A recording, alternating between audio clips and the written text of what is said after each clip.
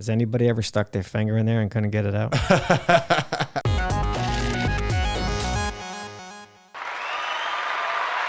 All right, everybody, we're back again, and this time we have a repeat customer. We have Robert Deyl here. Robert Deyl was part of episode 4 way back in September of 21. It's great to be back, John. It seems like forever ago when you were here on the last one. And as you can see, I redesigned the podcast studio. It looks great in here. I remember last time you were here was a little awkward and uncomfortable, and I had the wrong mic for you, actually. Yeah, this is a real nice setup you got now. Yeah, so things are much more comfortable now, and welcome back. Oh, thank you. So you got a busy schedule? Got a couple of things going on. Staying busy for sure, always. Yeah, you're always busy. Every time I try to refer you a job, it's you got to juggle things around. I noticed. Yeah, sometimes it's hard to keep up with. I feel like plumbing is definitely in demand, and if you do a good job, that it's just going to keep going. Right. And by the way, everybody, this is what Robert looks like without a hat on. This is my first time seeing him without a hat, so he does actually have hair. So today I want to talk about water supply pipe. Okay. Water supply pipe comes in many different types. Yes. And people always have questions. Well, what's the difference between this one? What's the difference between that one? I'm talking about my customers. Right. I tell them, you get copper pipe. Great, yay, okay, awesome. It's what I want to tell them. But then when I go, not so great, it's type M. Right. Well, what's the difference? Well, the thickness. So I got to explain stuff like that. Or maybe I tell them they have PEX and they kind of go, I don't know a lot about that. Why'd they use plastic pipe in my house? Right. So I think a lot of my customers think plastic means cheap. Right. They kind of associate plastic being cheap. Right. I understand that. I mean, as a consumer, I could see that if I didn't know anything about plumbing and you told me, well, there's copper or there's PVC, which is plastic. I probably would have said, give me the copper. Right. But that's just me. So let's get into that a little bit. What would you say to a customer when they gave you that funny look when you told them, hey, you know what, you got PEX or a copper or whatever? I would say that the copper has gotten so expensive that PEX came out as a less expensive alternative, and it's approved material. It's approved by the UPC, which is the Uniform Plumbing Code, which is the standard. Right. And it's gotten more and more popular because it's less expensive to build houses with it and do remodeling, and it's driving the cost down on projects, and faster installation times brings the labor down as well. So it's gotten very popular. It has its ups and downs. Just like copper. Copper also has its ups and downs and things that can harm it. We're gonna get into that in a bit. Yeah. Yeah. So really, nothing's 100%. Like there's ups and downs to both sides. But overall, in my opinion, it is a good material, and it's definitely much better to have new PEX piping than something like old galvanized would be a lot worse. So. Yeah, that's true. And just so all you home buyers out there, especially if you're looking at brand new construction, chances are it's going to have PEX. I see it a lot. I see it in brand new construction. I see it in remodels. Honestly, I don't see it leaking. Like when I see PEX, I don't find leaks. Right. I don't think I've found a PEX leak yet. Right. Yeah. It's rare. I would say. Mm-hmm. Occasionally, you could find like a pinhole leak if a builder like drove a nail through it or something like that. Right. But for the most part, it's pretty durable material. For sure. The biggest problem I see with PEX is the guy who installed it. Right. Sloppy. Right. That's one thing I've noticed a lot is if I go work under a house, that was built in the 50s and it has, original plumbing, all the pipes are perfectly straight and level and plumb, and it looks like someone took the time and they did a really good job. And this is, in the 50s when we didn't have cordless drills and cordless saws and the material they were working with was a lot heavier. That's a good point. And things were done properly. And now here we are with all this plastic pipe and fancy power tools, and now the workmanship has just gone downhill. Yeah, people are just slapping stuff in and the just cutting corners. The lazy generation. Yes. People have gotten lazier. I'll be honest, I'm getting older. I'm getting a little lazier too. But, these young guys, like, Robert just said, just all the power tools we got. I mean, there's so many cool tools out there. Right. I mean, wow. I mean, I see some stuff on YouTube when I watch YouTube stuff, and I'm like, wow, man, I didn't even know that existed. That is some awesome shit, So I was like, wow, okay, but let's well, we got some good specimens on the desk here today. We got all kinds of stuff to talk about. So I'm going to start off with the most common thing, and that would be the copper. Yes. So why don't you grab that M copper right there?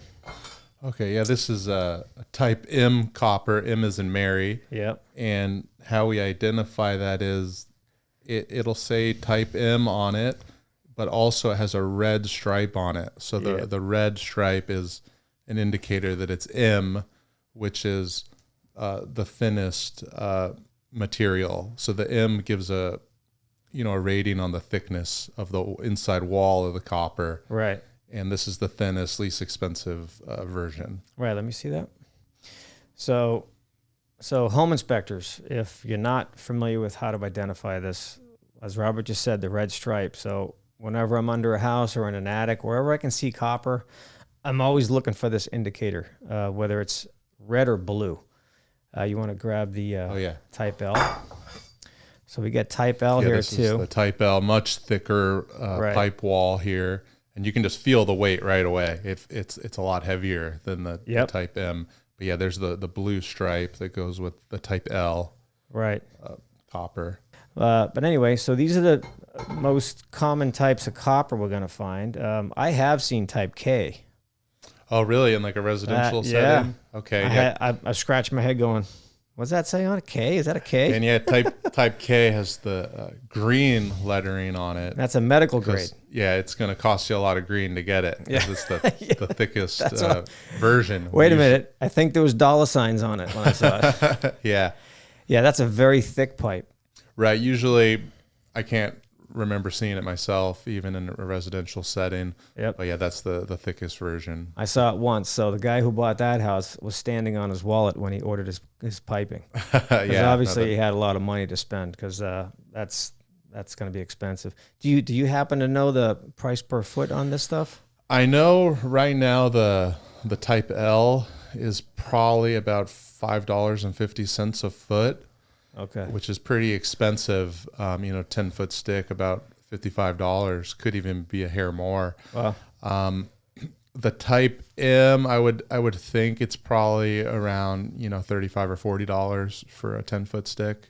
Okay. And it used to be, with the inflation we have now and supply chain issues, it probably like a year and a half ago the type L was like $35 for a 10-foot, and the M was probably $20 for a 10-foot. Right, so stuff's gone way up recently. Yeah. I have a neighbor a few doors down, and they just remodeled their whole place. And one day I'm standing outside the garage there, and their contractor sees me, and he starts talking to me. I'm pretty sure the guy was drunk. Yeah. I'm pretty sure he was drunk. He looked like I might have hit a few before he started talking to me. It was the end of the day. So yeah, he's probably had a few beers by now. So he had a really bad broken English, and I was having a hard time understanding, but he was like inviting me in to look. So he like, hey, come check out what I'm doing. He wanted to show me his work. Yeah. And overall, the interior, the remodel looked nice. But then I saw some type M laying on the floor. I see. And I was like, oh, you didn't. I was like, you shortchanged him. Did they know you're using type M? He didn't know. He had a hard time understanding what I was trying to say. His English wasn't great, but it was pretty funny. And I saw the type M sitting there. Right. Yeah. I'm always going for the type L on the hot and cold water piping.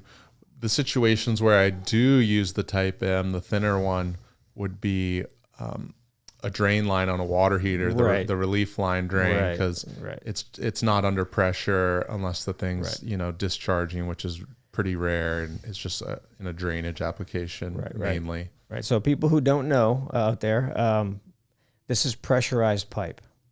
So with pressurized pipe, coming in from the street can be anywhere from 140 to 160, maybe 200 sometimes. Right. Yeah, I think maybe the most I've seen is like 175 psi around there. Pounds per square inch. Yep. That's I would say most common probably be like 125 probably from the street. Yeah. So because of that, because there's so much pressure coming from the street, we have to use what's called a water pressure regulator.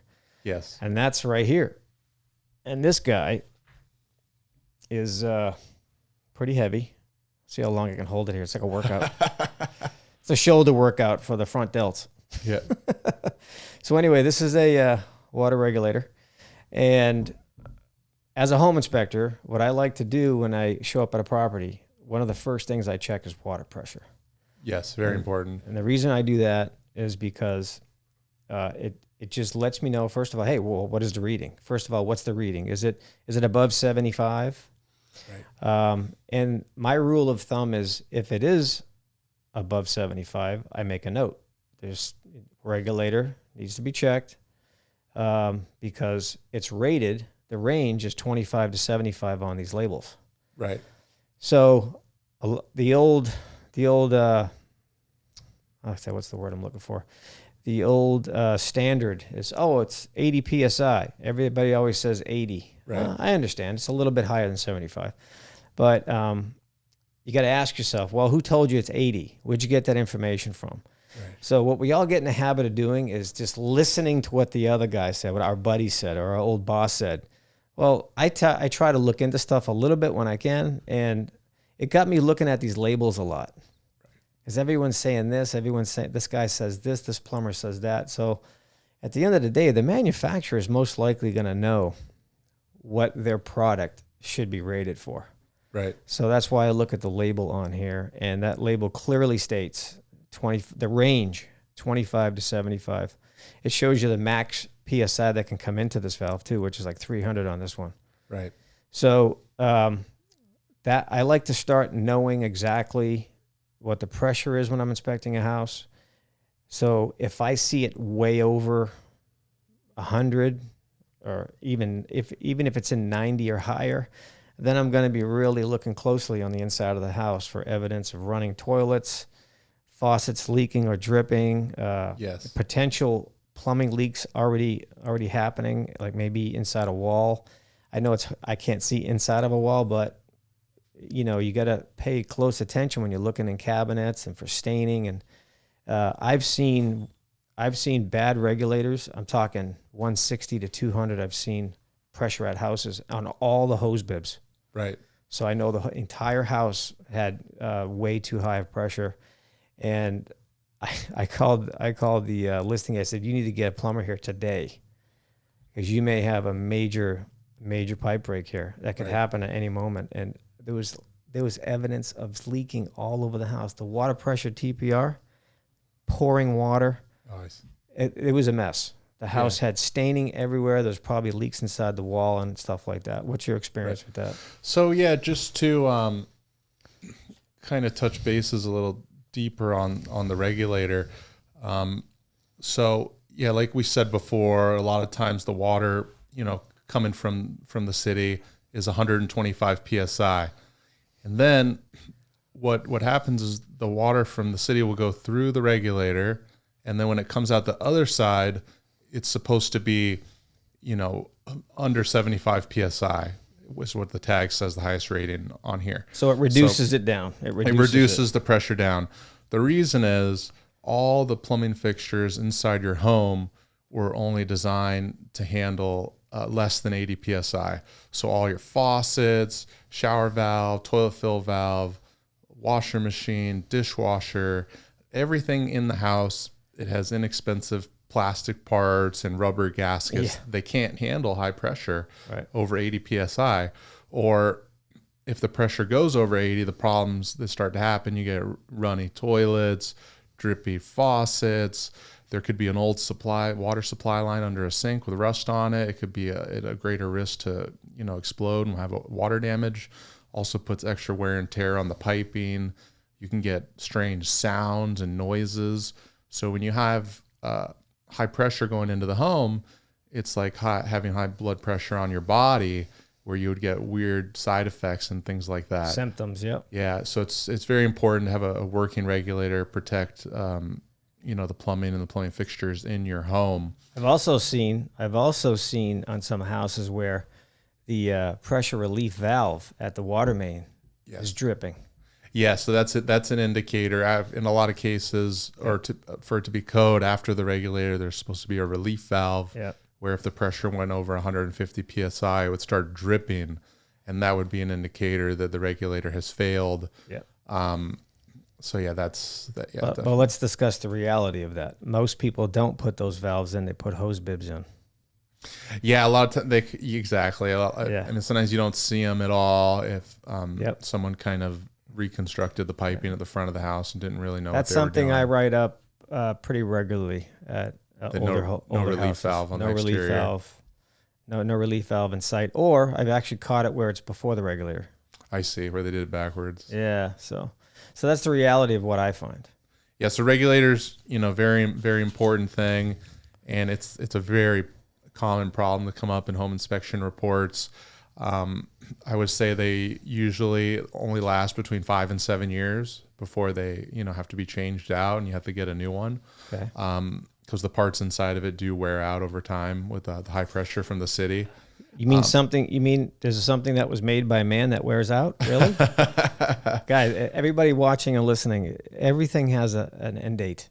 Exactly. I mean, maybe that PEX doesn't. We don't know that yet, but maybe the PEX pipe doesn't. But this stuff here definitely does. And can you get into detail on the adjustment on that? Yes. So when you install this, what you want to do is you want to hook up a water pressure test gauge downstream of the meter or the regulator, excuse me. And you want to turn on the test gauge. Usually when these are fresh out of the box, they'll show around 50 PSI is what it's down. I like to crank them up a little more so the customer's not complaining about low water pressure. So I always try to set them around 65 PSI, around 65, 67 PSI is the sweet spot. So how you do that is you have your test gauge on this side, and then there's a set screw here. You loosen this set screw here, and then the bolt on the top, you tighten it clockwise. So by tightening it, you increase the pressure. Okay. So tighten it down brings the pressure up. But you kind of go slowly and gradually and watch your gauge as you're doing it.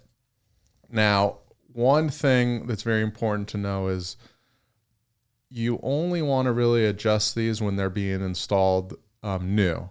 Aha. So I see that a lot in home inspection reports, not from John's, but I've seen other reports where not from John's. Make a note of that. Not from me. The regulator is obviously like 10 years old or older, and the inspector on his notes is recommending that the regulator be adjusted, and that's not really a proper recommendation because we cannot.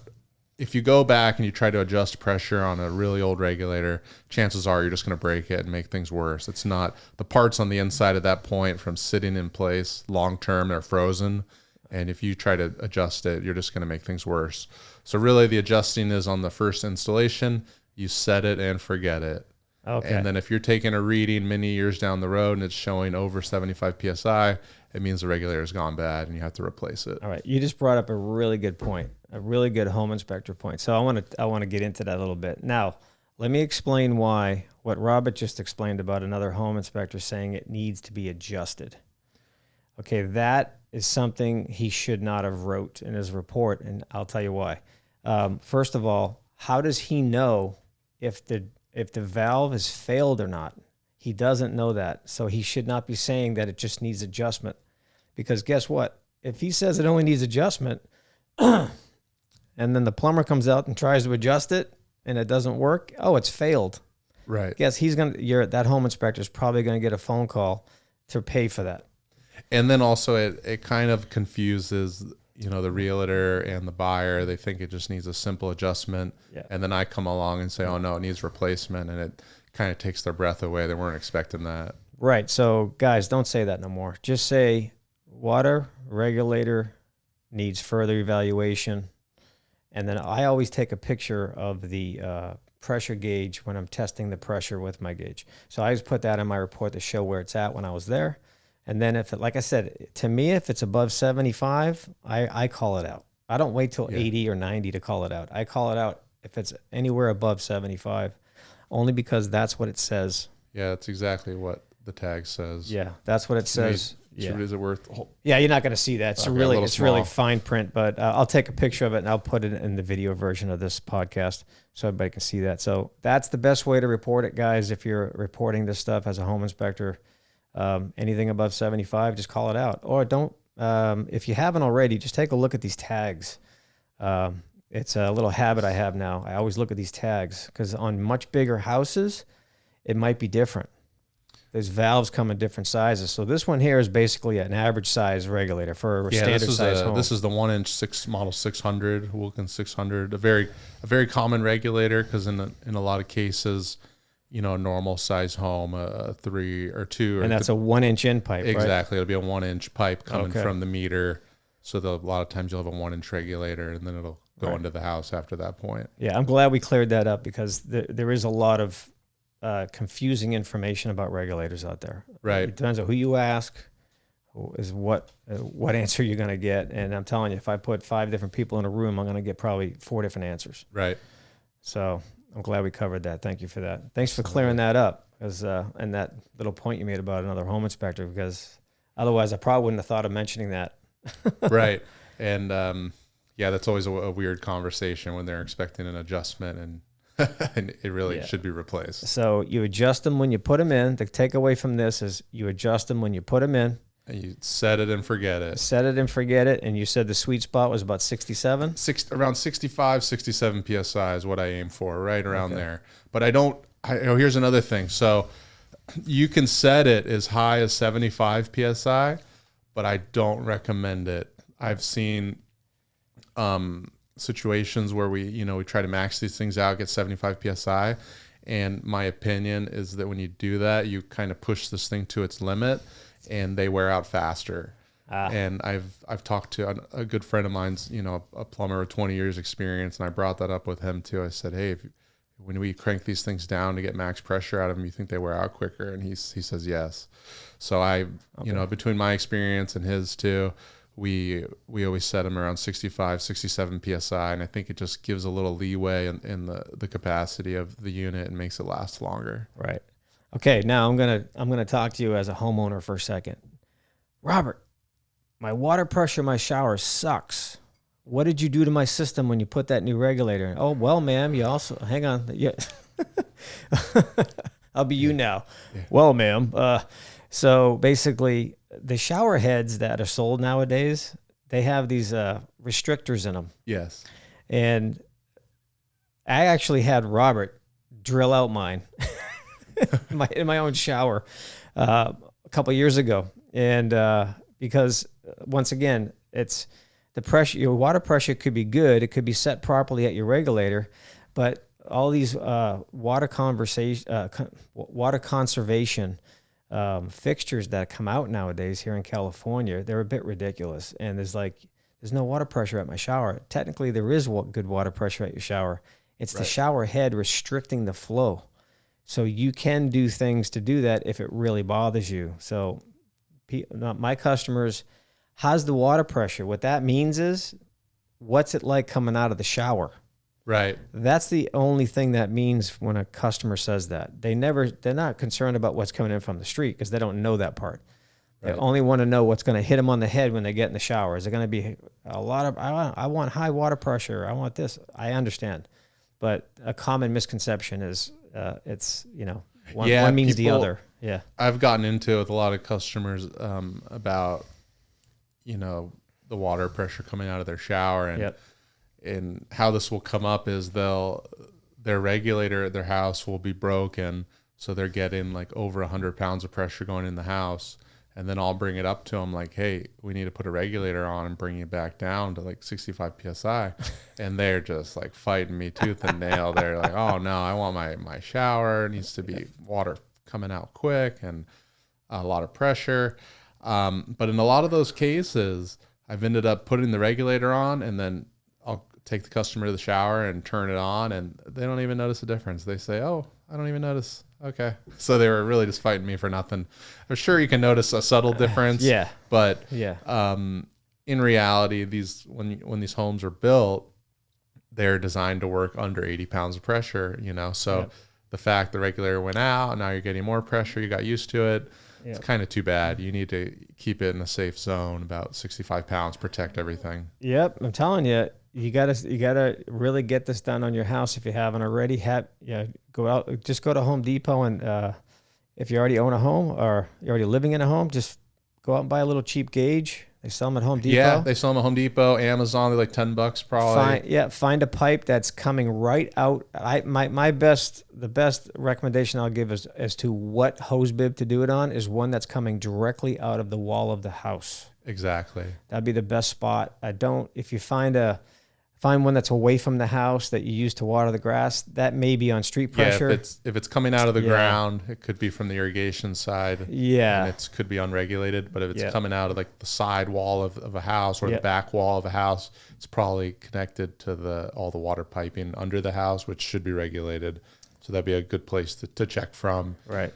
And test gauge it just threads right onto the hose spigot, and you turn it on, and it'll tell you how many PSI you have. Yep. And you just want to be under 80 or under 75 is preferred. And the reason why you really want to make sure your water pressure is under control is because I have seen major leaks and major water damage problems because of this.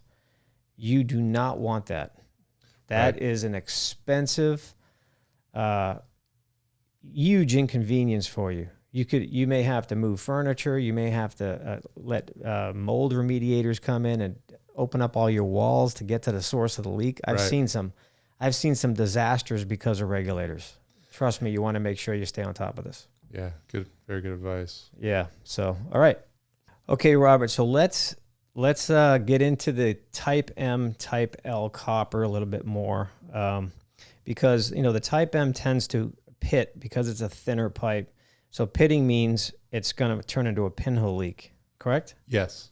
Go ahead and explain that a bit more. So, yeah, eventually, because the Type M with the red stripe is a thinner copper, you're at a greater risk to eventually get a pinhole leak.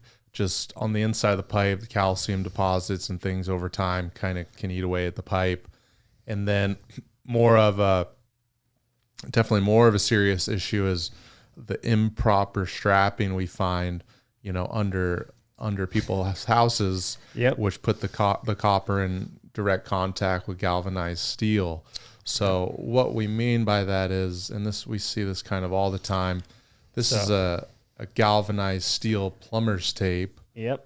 And a lot of times we'll see it, hanging under the house, and someone put a galvanized strap on it. And if you didn't know any better, you would think, what's the problem with that? The problem is these are two dissimilar metals that do not like each other. And as soon as you put them in contact with each other, a process called electrolysis takes over, and the two dissimilar metals will start to eat at each other and cause, advanced corrosion, to start. And the corrosion will start to break down the copper pipe. It'll start to change color. It'll darken, even turn black. Oh, you know what? I got a picture of that. Yeah. Let's take a look at that. Yeah, we'll see, real heavy corrosion and blackening of the pipe, and then leaks will start to develop. Okay, so this is what we're talking about. This is what a discolored pipe looks like. And this is a house that you and I were both under Yes. about maybe a month and a half ago. It's like, wow, is that black steel gas pipe? Nope. Right. No, that's a copper pipe that used to be a copper color, and then when the electrolysis takes over, it turns black like that. It gets very thin and brittle, and you're at a much greater risk for a leak. It's almost, I kind of think of it as the piping now has cancer. You know, it just kind of spreads throughout the system, and it's going to fail for sure. Yep. And let's see, got another shot here. So right here, they actually have a decent strap on this one. That's the plastic one you have. That's a plastic version, which is good. It's not going to cause any corrosion or anything. There's no metal in that, so there's no dissimilar metal issue. But look how black that pipe is. Right. So when I see it like that, I know somewhere in the system it's got to be in contact with galvanized. Right. And another thing that I've noticed that causes that, even well, I can't confirm this, but I would assume even the older homes with the metal conduit for electrical. Oh, where they ground it? Where it's laying on the pipe. Oh, just in contact. Yeah. Yeah. So I see that. So that there could be another cause of it. That's a big one. Electrical. Yeah, the metal electrical conduit laying on the copper. Okay, let me see. I gotta see right here. And then also laying right on the copper. The hangers. That's unprotected pipe hangers. So that's another big thing we see is they make these steel hangers, which are designed to be hammered into the wood under the house, and then the piping is rested in the hanger like this to support it underneath. Now, they thought about this by incorporating this black protection. So there's rubber. It looks black rubber. Yeah. So there is a barrier between, the dissimilar metals. But over time, rubbing, just friction from the water running through the pipe, it'll break down this black barrier, and then now you're going to have two dissimilar metals touching each other. Yeah. So the best way to do it is, this is called plumber's felt. So you put a piece of felt over the copper pipe first, and then you install the hanger so that you have an added layer of protection. And when you have it set like that under the house, that's going to basically outlast everyone's lifetime. So that's probably your signature. So if I go under a house and I see that, I know Robert was there. Yeah, this is definitely the best way to do it for long term. Sure. to protect the copper. Nice. And that's the difference, people, between hiring a professional and a hack. Right. A hack is just going to throw that stuff in. Minimal supports. I mean, I can honestly say I don't typically see great support on drain or water supply pipe on remodels. There's like minimal supports. Right. And on a copper pipe, according to code, is there a specific distance between each hanger? Every 6 feet. On supply pipe? Yeah, on water. Yeah, on copper. Every 6 feet. Yes. And on drain pipe, it's what? Is it 4 feet? It's every 4 feet. Yeah. Okay. So there is a standard that all these plumbers should be following, and most don't. Yes. Most of the stuff I see is just not right. So my point on this photo, once again, was this electrical conduit inside that silver corrugated metal right there is wiring for the house. Yeah, right up against the... Yeah, and you can see all the corrosion right at that joint. So that could be caused by that. It's hard to say. But as Robert pointed out, there's hangers with no rubber on that hanger either. Yeah, exactly. No protection on those hangers. Right. The felt is the best, but if you could at least they make 10 mil tape. Then right there. Yeah, that's a big no-no. Yeah. And all you need is one spot in the system in contact with galvanized like that, and it can ruin everything. So it's people think that, it's just going to affect the pipe in that area, but no, the electrolysis travels, like cancer through the system, and it could. Right. You want to hand me that piece of galvanized there? Now this pipe here is typically what's been upgraded. So this was in the house. This is what years would you say that we typically find this?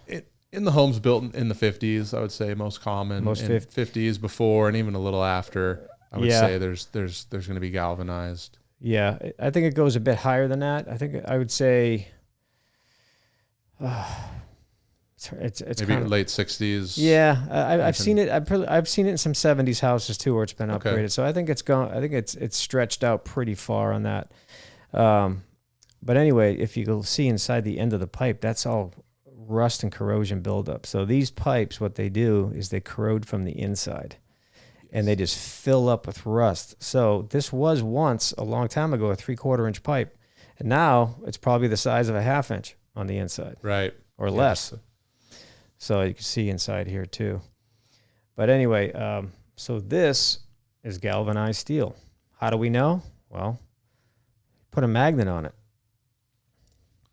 I forgot to bring one up to the podcast here.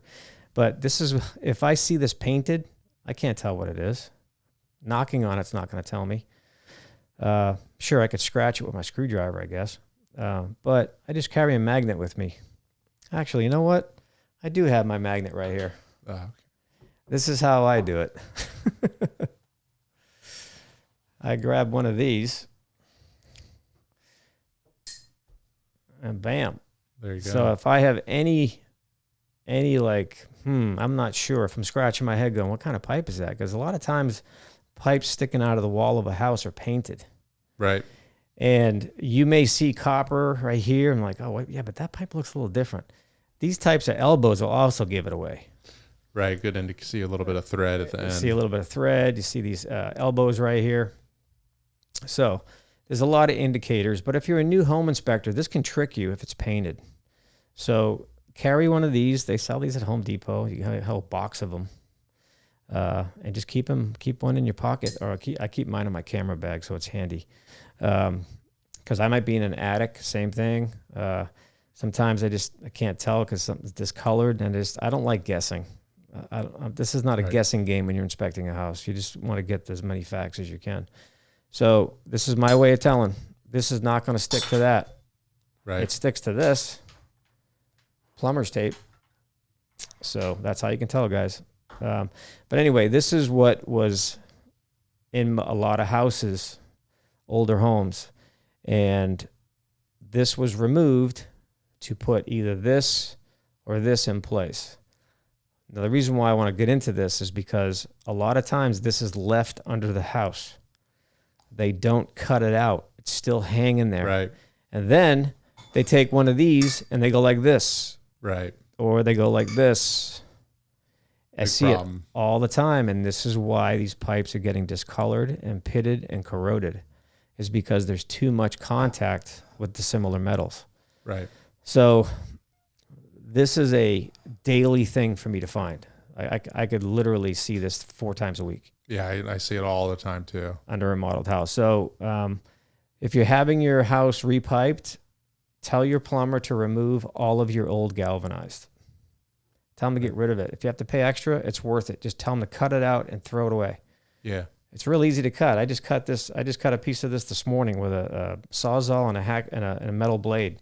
I was through that in less than 30 seconds. Right. So it's real easy to do. Any other tips you want to tell people about this stuff? I think you kind of, hit everything. It's kind of in an older home. The first thing in the plumbing system to go out is the original galvanized water piping. Yep. And it's the first thing we'll see go out. And then, it'll have to be updated with either copper or PEX.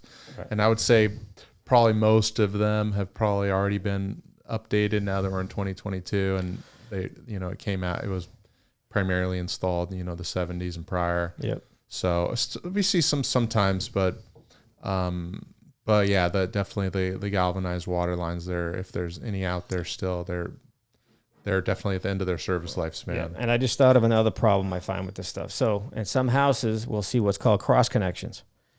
So they'll connect new copper to this existing galvanized because they were only doing what's called spot repairs. So what that means is only a small section, or maybe it was a large section, of the galvanized failed. And then the plumber gave the homeowner the price to repipe the house, and they said, what? And they said, you know what? Well, why don't you just fix that one spot for now? Right. And then if it was an inexperienced plumber or just a hack, then he would just connect these directly together.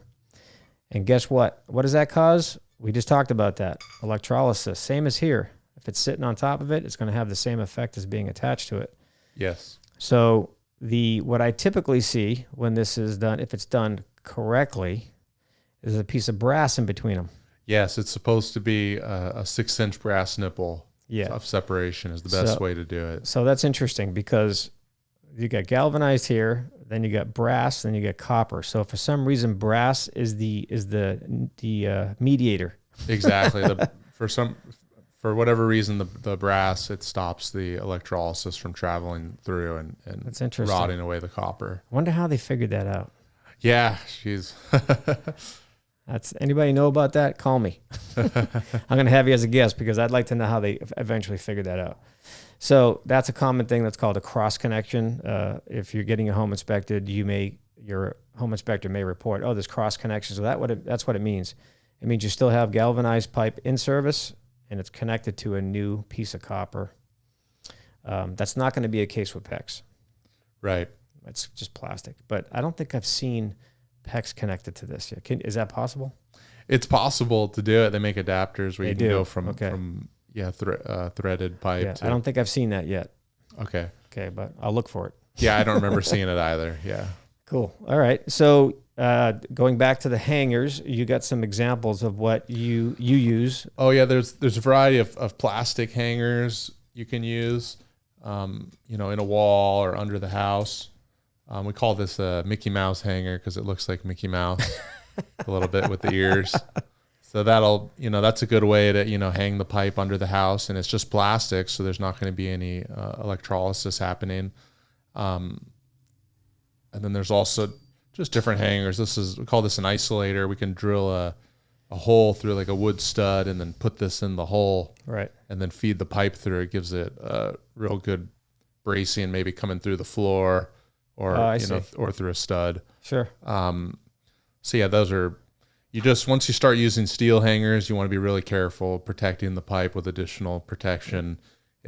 Felt is kind of the best, but they also make a plumber's tape, a 10 mil or 20 mil plumber's tape, wrap it around a couple times, and at least you did that for an added barrier. I do see that. Now that you bring that up, I do remember seeing that where copper was right below this galvanized, and they actually put a separator in between the two of them. Right. When they could just chop that piece out and just been done with it. I don't understand the laziness going on today. Right. To me, it's just laziness. And these are decent sized crawl spaces where you can get around. Right. So it's not like it's hard. Looking to save a couple minutes here or there.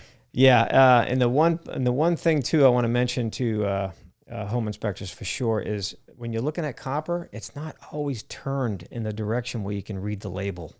Right. So if you're under a house and you're on your back and you're looking up, what kind of pipe is that? And you can't see any color to it. There's no tag on it.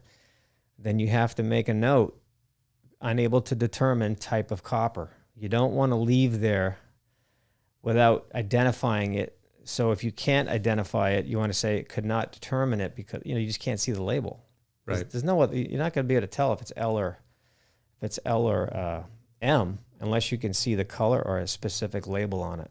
Right. So I see that a lot. I cannot identify pipe because I just do not see a label. It's just the way it was in, or the pipe was just poorly labeled. Right. I'm sure that happens too. It's not always stamped correctly. Yeah, it could definitely happen. So, okay. Any other thing you want to talk about with clamps or any? No, I just think overall, the Type L copper with the blue is the higher quality, less likely to get pinhole leaks, much more rigid, longer lasting, and the Type M with the red is just the thinner material, which could be more susceptible to pitting and leaks and things like that. Right. So just to kind of sum that up. So I recently just did a house in, where was that? It was in Palmdale. Pretty big house. In it, I did find Type M copper in several areas. So it just made me believe the whole house had Type M. Right. And I found a really, really hard leak to find just by using my thermal gun. Just in a courtesy scan with my thermal imaging gun, which is what I typically do on a second-story house on the ceilings. If there's any bathrooms above or, could be some kind of a pipe leak. And I found Type M copper. Somebody made a hole below where the leak was, and somebody knew it was leaking. Right. And they made a hole, and they just never opened it up to fix it. It was in the garage, and I could see the stamp on it, clear as day, the red stamp, and then right next to it, I could see a bunch of pitting, and then on the other side of that, it was dripping. So it was actively leaking in the house, and I found 2 different spots that were actually leaking. Right. So I've actually witnessed it. Yeah, you've witnessed that it wears out faster. Yeah. There's another thing I want to point out too is pinhole leaks are so noisy, aren't they? Not No. really. Not really. Yeah, they can be real quiet and. Pinhole leaks. I've had some experience with pinhole leaks. I've literally walked up to a water heater before, and I'm just taking my pictures, hitting with my flashlight, just doing my thing, documenting the tank, the size, and just basically inspecting it. It took me about 5 minutes to realize that this pipe above the water heater was actually leaking. Oh, I see. It was a pinhole, and it was spraying in the opposite direction, and you can't hear it. It does not make a noise. Not the ones I've seen. Yeah. It does not make a noise. And then as I finally caught on to, I'm like, I saw a little moisture on the ground. I'm like, where's that coming from? And I really had to look to find this pinhole. It had to be so tiny, and it was spraying a wall, like further to my right. I'm looking in this direction, and this pinhole was way over here, kind of at the side of the pipe, and it was going that way. Yeah. So I was not getting hit with any type of water. I wasn't getting any spray, and it was really interesting to find, like, holy shit, I could have easily walked away from that and not even known that was there if I didn't scope the other side of it. I'm just saying it's really quiet. And I found another one. In a house, and what caught my eye first was on the right side of the water heater, all I could see was mold. This is in someone's garage, and their washer and dryer was over here on the left, water heater was here, and then there was a gap between the water heater and the exterior wall of the garage. And I'm like, why is that all black? I'm like, why is that wall black? And I'm like, holy shit, that's mold. It was everywhere. And I'm like, interesting. And then I started noticing a little bit of moisture. And then I looked up, and once again, a pinhole. You could not hear that pinhole at all. Right. I grabbed the homeowner who was actually living there, who was still at the house. I said, did you not notice this? Oh, yeah, we noticed that a couple months ago. Oh, jeez. Yeah, and a hot water leak can really, accelerate the growth of the mold a lot faster than cold water. That's one thing I learned from the water damage guys. When there's a hot water leak, it's a lot worse than versus cold water. Interesting. Yeah, for some reason the mold just grows way faster with the added temperature. I've never heard that. I'm gonna have to call my boy in the mold department. See what he says about that. Yeah, I never heard that before. Interesting. And then I was under a house, big tall crawl space, easy to get around. Much older home, like 1920s or something. And I saw some water. I'm like, why is there water over there? I don't see anything leaking. I had to get right under this pinhole to see it. You could not see the mist, anything. It was barely noticeable. And I had my glasses on. So I'm like, I know I can see, And it was like, wow. So pinholes they're not loud. They're not noisy. And they're not going to give you a warning when they start. Right. And then, long term, it can be, a tremendous amount of damage caused by, especially on a hot water line. Exactly. So very important to just slow down and kind of take a look at everything. Don't be in such a hurry. Yeah. So to sum it all up, it all starts with the regulator. Yeah, it all starts with the regulator, protecting the whole house. Keeping the pressure down is going to go a long way. And then making sure your copper, under the house or wherever you can see it doesn't have, isn't in contact with galvanized. Yeah. And, make sure there's not like old galvanized under the house too. And like you said, sometimes they do half and half. I see that a lot where they'll do copper underneath the house where it's accessible, but they didn't want to demo the walls or demo the shower. Yep. So they left the risers galvanized steel. Yep. This will be in the walls for the showers. Exactly. They never changed those out. So they're probably due to be changed out. I do catch that a lot in a crawl space because I can see where that connection is most of the time when I'm in a crawl space, if there's a crawl space. I do call that out quite a bit where I'll see the vertical runs inside going up, and I'm like, yeah, they upgraded your water supply pipe, but only probably 90% of it. Right. You still get stuff in the walls. And that's only because the homeowner didn't want to demo the bathroom. Like sometimes there's a shower, and the shower head typically has this still in place. Right. And then there may not be an accessible wall on the other side. Right. They could be back-to-back shower and tub where it would have to be some serious demolition to. Yeah, we're talking taking demo and all your tile out of your shower. It's a big job. So that's why a lot of people just choose not to do that, and that's why a lot of times it's in the home inspection report that it's only partially done. Right, because eventually it will have to be done. They just didn't do it then. Right, so. Right. Okay, so Robert, let's talk about cross-linked polyethylene. All right. Otherwise known as PEX pipe. Go for it. Absolutely. So in PEX piping, there's the two most common versions.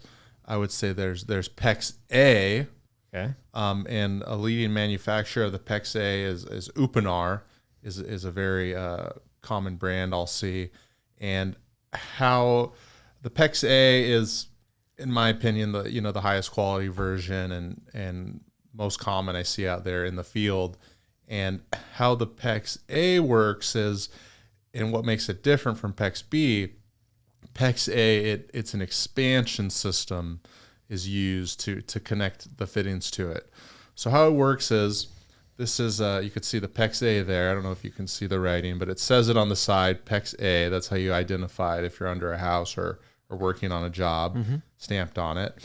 And how it works is, we first take this is an expansion ring here, and we go ahead, and it only goes on one way. You can only get on one side of it because the other side's smaller. So we go ahead, we push this ring onto it there, and then we have this gun. This one's by Milwaukee and Upinar. And what happens is, this metal part of the gun goes into the expansion ring, and we press it, and it's expanding the ring, and it's also rotating to get this guy expanded. And it's stretching it out for us. And then we take the gun away. We take our fitting, push it on all the way, and it's slowly compressing back to its original shape. Dude, that is a really cool tool right there. Yeah, no, pretty neat. So you can see how fast, just to do one joint was pretty quickly with the tool and the expansion ring. And now that's going to be watertight, up to, I think 100 PSI. I'll have to double check the tag for hot water, but even stronger PSI for cold water. Wow. So yeah, this is a very good system, very fast to install. So again, this is the PEX A system. Now, something very, important to understand is that the PEX A system, and here's an adapter, you could transition to copper with it. The PEX A system and the PEX B system, they run off of a different concept to connect the joints together. So this is the PEX A expansion. The PEX B system, you would not want to use the expansion tool on. It's not designed for that.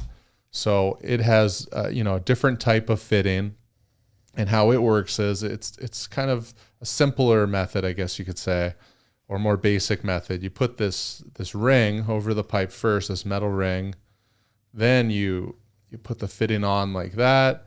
You slide the ring back over, and then there's a tool here. It looks like bolt cutters. All right, I'll hold you this might for have to you. support that. And this is kind of, they sell all this at Home Depot. It's more of like a handyman or homeowner version, kind of, in my opinion. Well, this particular version. And this goes over the ring there, and you go ahead and give it a squeeze, and that's it. So that's a joint there on the PEX B system. Now, yeah, something I've seen, once on a home inspection was whoever was doing the work, they mixed up the fittings. They had the B piping with the A system. So what happened in a scenario like that is it's an improper install. They're not interchangeable. Because that fitting is brass. Because the B piping is not designed to be expanded with the expansion tool. Oh, so they use the expansion tool on the B. Yeah, so they use the expansion tool on the B, and when I was there, I didn't see it leaking, but I knew right away something was off, and I saw it was PEX B. I realized they use the A fittings on the B system. Got it. So just something to keep an eye out for. If it's a PEX B pipe, you want to see these rings crimped around the outside of it, these metal rings. When it's a PEX A system, you want to see these expansion joints, these the one on the outside. The one you just described that was wrong had the PEX B. Yeah, they had the B, but it had the A fitting. Exactly. And it had the A attachment. Exactly. So they mixed up the two pipes. And I was actually surprised it wasn't leaking, but it's definitely not intended to be like that. And I let them know that it was wrong and probably. So the B is the B just a cheaper version? Yeah, the B is a less expensive, cheaper version.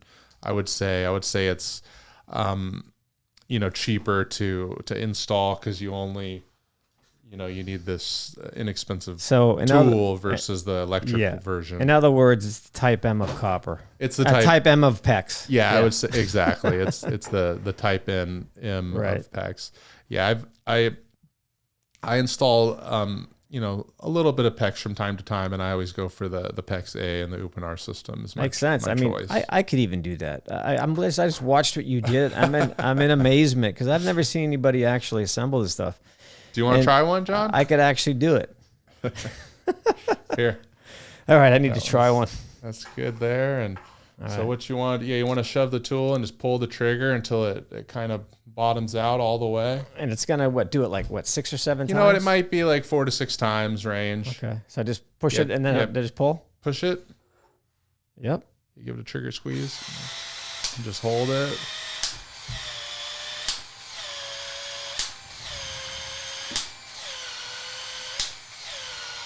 Like one more. Okay, and then you can pull it out and go ahead and slide that in there and just hold it. Just hold it for a little, maybe 10, 15 seconds. Let it come back down. Has anybody ever stuck their finger in there and couldn't get it out?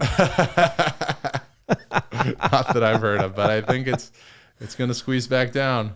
All you pranksters out there, don't try this. Probably crush your thumb if you put your thumb in there or something. Yeah. So now you can say, dude, I could plumb my house now. I'm serious. This is easy. Yeah, no, it's not a whole lot to it. Wow, I'm impressed. That is so easy. Yeah, so it's definitely a pretty cool system.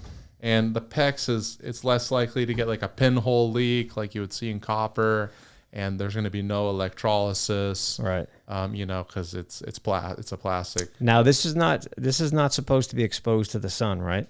Correct. Yeah, I would want this. I would not want it exposed to the sun. This is for under the house, in the attic, inside walls. Yeah. Definitely not. Now, exposed to the there's sun. a fitting that we probably hadn't brought with us as a shark bite. You know what? I think I do have one here. Oh, great! Because I want to cover that because there's a mixed opinion about using these and where they should be used, and I'd like to point that out today. This shark bite fitting I have here, this is for like a laundry hose bib here, and how shark bite works is it can work on copper or PEX. It can go on either materials, and it just has this push to connect fitting with a rubber O-ring inside and a bunch of teeth that kind of hold it in. Okay. So really, what you want to do, you want to take a Sharpie and mark the pipe, make sure it's going in all the way before you do it. But just for example here, we'll show. So you go ahead and you push it in, and boom, it kind of sunk in about a half an inch approximately, and that's locked in. You could turn the water on. That's all you got to do. That's all you got to do with a shark bite. Done deal. Now, shark bites, they are UPC approved, which is the Uniform Plumbing Code, which is the standard in California for plumbing installations.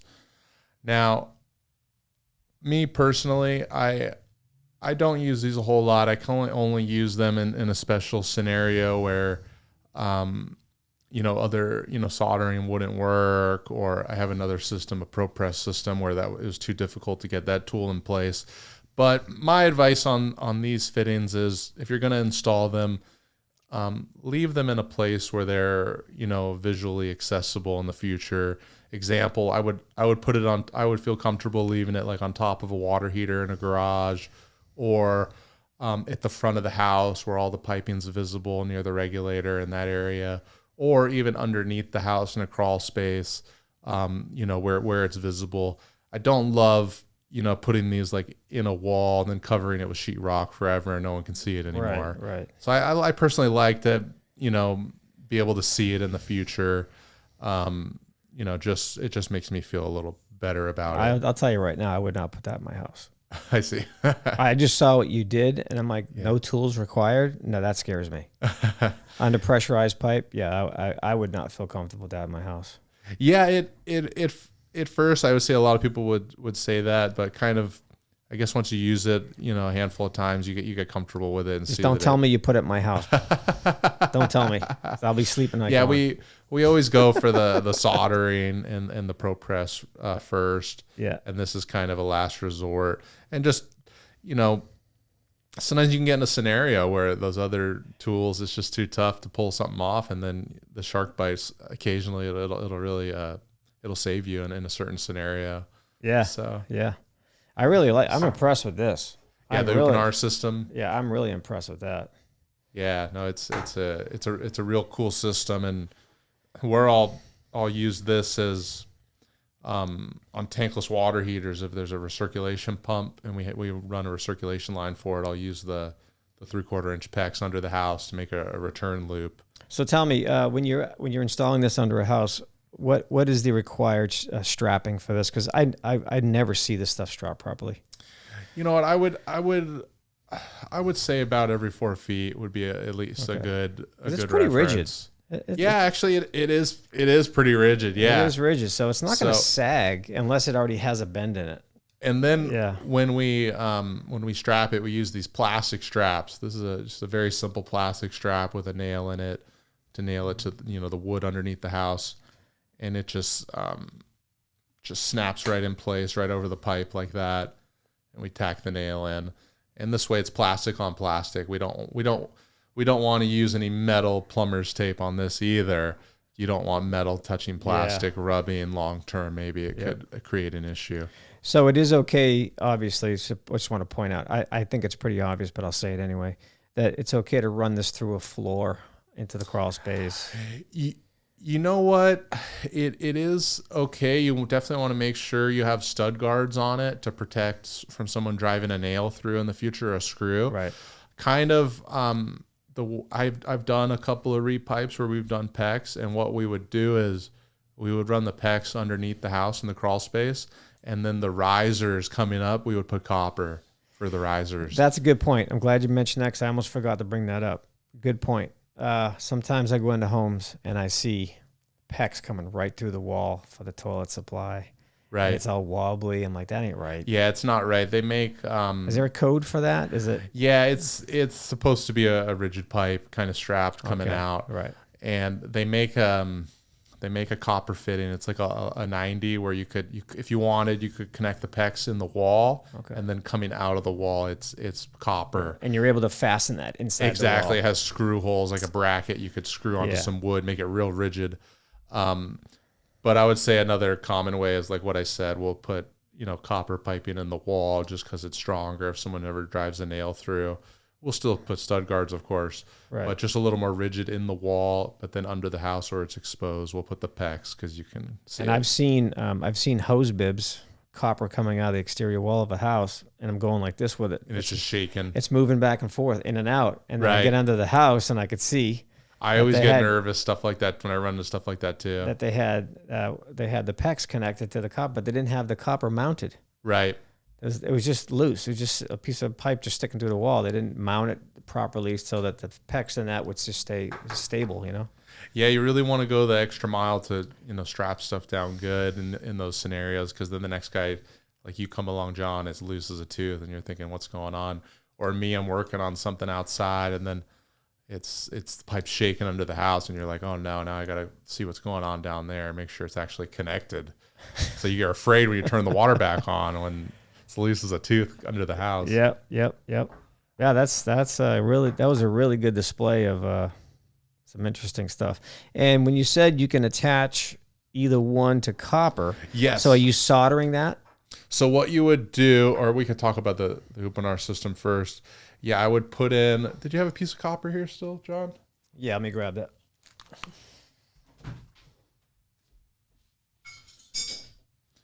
What we would do, yeah, we would clean this, clean both ends, you know, with sandpaper and a brush, and then put flux, put these together, you know, like so. And then we would go ahead, we would solder this joint here. So that would, this is brass, this is copper. So they would solder together, make it a leak-free joint. Mm-hmm. And then when it cooled down, we wouldn't want to leave it hot. We'd give it a chance to cool down. And then we would, you know, take our piece of the expansion pipe, expand it with the ring, and then we would fit it on here. And now that's how we would transition to copper. So if it was coming down through a wall, then we could put a piece of PEX between the two there with the expansion rings and connect it under the house like that. Got it. So, interesting. So how long does it take for that to cool down once you solder that? I mean, if you're just letting it sit there alone, maybe like 5 minutes, something like that. It could take a little bit, but usually we let it sit for a minute and get a little impatient, put a wet rag on it, clean it up. But just, yeah, it's good to let it cool a little bit naturally. You don't want to put water on it right away. Interesting. And you said there is a way to fasten this to galvanized.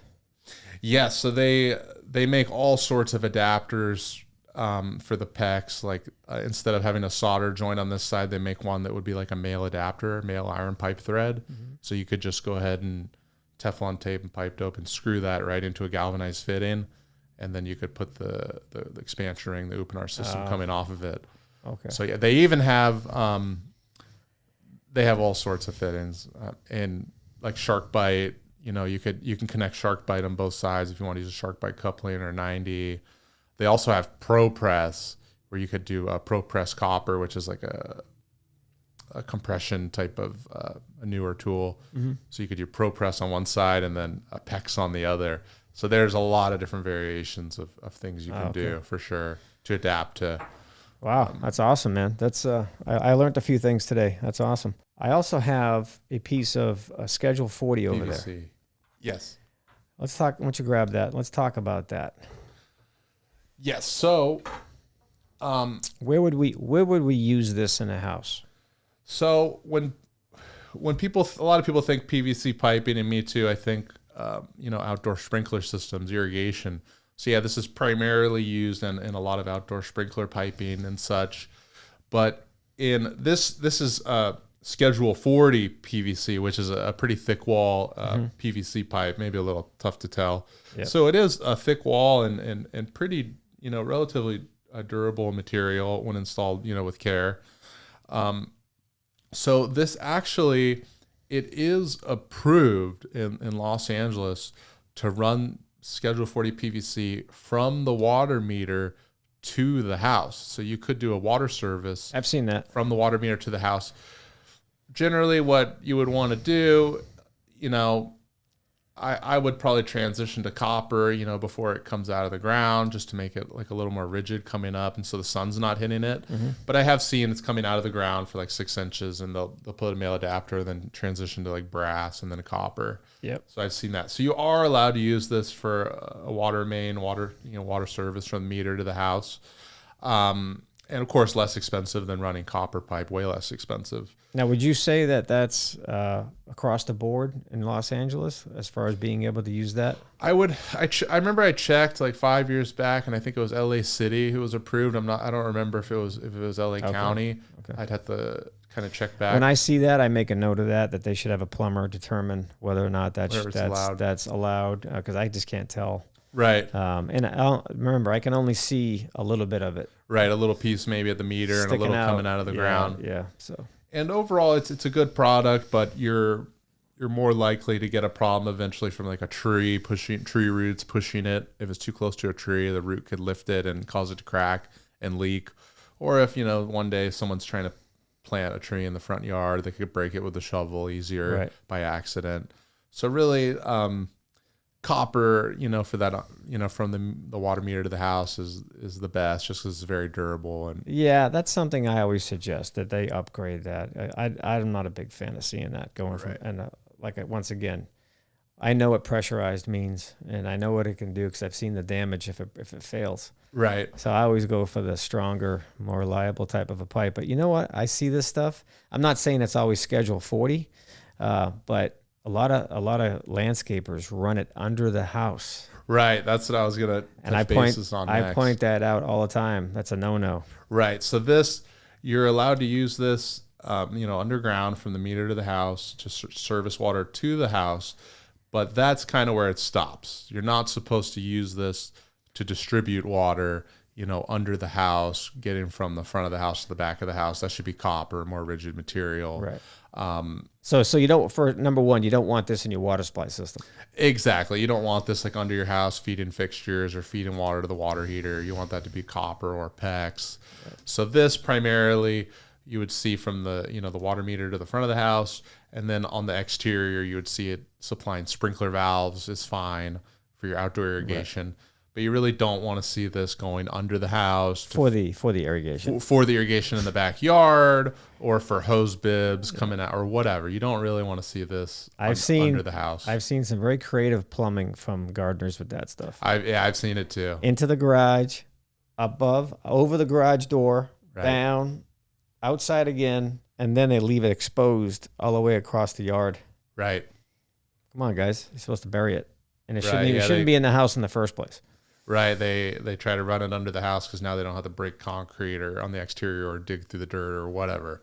So I've seen it a lot too. Yeah. But it's technically not supposed to be like that. It's supposed to be a higher quality material under the house for sure. Right. So what's your opinion on this type of irrigation pipe being regulated? So the piping itself is very strong. It says right here it can handle 480 psi at 73 degrees Fahrenheit. But really, you're not going to see those types of pressure. You're going to usually see like 125, 150, 175. What about the fixtures attached to it? But yes, so where we get the trouble is the sprinkler valves. Inside of these valves, it's like a rubber diaphragm and rubber washers that hold back the high pressure. So what happens is a lot of these sprinkler valves on the top of them, they'll say they can handle 150 psi. Sometimes the plastic ones even say that, and don't believe it. It's not true. So if you're going to have no regulator, the best sprinkler valves you could have are the all brass ones. They do the best in my opinion at holding back the higher pressure. But really, if you have high water pressure, over 100 psi, you're going to want to get a pressure regulator on your irrigation. And the reason is, especially with the plastic cheaper sprinkler valves, the high pressure, it's going to cause issues with those valves. It's going to end up, the valves are going to end up leaking and water passing through when you don't want them, and you're going to get a high water bill, and things are going to, and they're a lot noisier too. Things are going to end up happening. Yeah. So you definitely, that's a good point. Yeah, high pressure. It's no different than the pressure on faucets and fixtures in a house. They're going to have their limitations depending on why they're made. Exactly. Another interesting thing I learned about too much high pressure going to your sprinkler system is that when the sprinklers themselves turn on, when the pressure is like extreme, like 125, 150 pounds, it shoots a fine mist coming out of the sprinkler heads, like a real fine mist is coming out because the high pressure. Yeah. And the wind catches it and it just blows it into the street, onto the sidewalk, onto your car. Oh, that's a good point. But at a lower pressure, like 65 pounds, 65 to 80 pound range, it lets out larger droplets of water that are heavier, and they fall to the ground like where the grass is, like they're supposed to, and they're not getting caught in the wind, blown away. So just Oh, that's good input, man. Thanks for that. Yeah, kind of a lot. Landscapers, you guys getting all this? Because I'm telling you, man, a lot of you guys don't do a good job on your landscaping with these pipes. I see it just messes with these all the time. Yeah, no, you'll notice if the sprinklers are running at like 80 psi, it's a real nice system. But when the pressure gets too high, it just something looks off. Yeah, regulate your water, everybody. That's the takeaway from today. Regulate all your pressurized water. Yep, absolutely. Well, Robert, I think we covered it, man. I think we're good. We stuck to the a good episode of water supply pipe, and I like it. Cool. I think we should just leave it right there. Once again, how do people find you in the Los Angeles area if they want to find you? Yeah, so my company is Robert Deyl Plumbing, and my phone number is 818-606-4351, and I also have a website, robertdaylplumbing.com. All right, Robert Deyl. That was a great. Thanks for letting me play with the power tools, man. Oh, absolutely. No, I'm happy to let you try that. My other guests do not bring toys for me. You're the first one to bring me a toy to play with. Oh no, and I got some more stuff. I might repipe the house today. That was actually pretty cool. But before we go, one last thing I got to tell you. Yes. I have a running toilet that you need to go catch. Okay. Have you tried to trip it? I actually have a running toilet, and I don't feel like fixing it. I don't want to mess with it. I'm too busy. I got too much other shit to do. And Robert is now going to get downstairs and fix my toilet. Absolutely. Because he's the man. He's the man. And thanks for coming on the show again. All right. My pleasure. No, thanks for having me again. I want to let everybody know Robert was on episode 4, which was way back in September of 21 when I first started my podcast. And we talked about the importance of sewer camera inspections on any type of property, because you never know what you're going to find. So check out that podcast as well. And see you on the next one. Oh, sounds good, John. Thanks. I'll see you under a house somewhere eventually. All right, man. Take care.